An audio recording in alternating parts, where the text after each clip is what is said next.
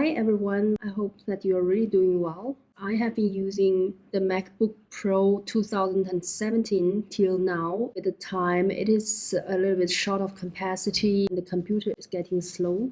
I have checked the new MacBook Pro M2 and I have the feeling that the update is not so huge.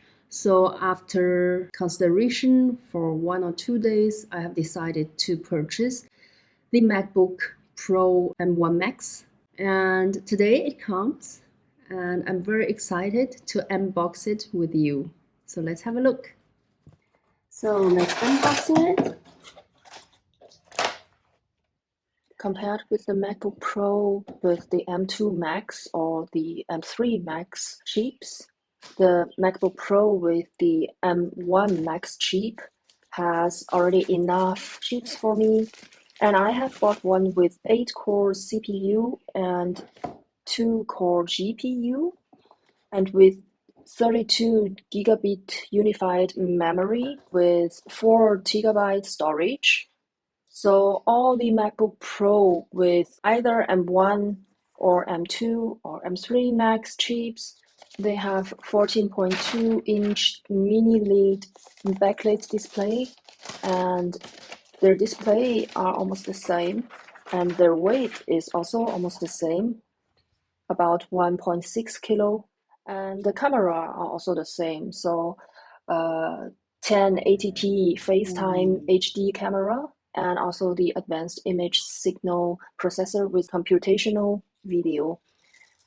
They have similar audios, they have exact the same keyboards and trackpads, and the newest one has a little bit updated Bluetooth, talking about the wireless.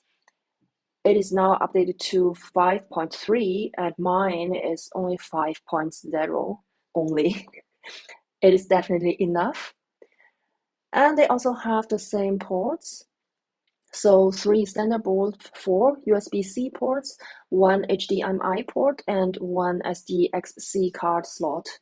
They all have Touch IDs and Apple Pay, video calling, audio calling, Siri, and their powers are a little bit different. The newest one has 1 hour more battery time, which is actually not so significant difference, for me. But the price is indeed very different. So after considering a while, I think the MacBook Pro M1 Max with the almost highest configuration has already met my whole wishes and requirements. The price is very nice for me.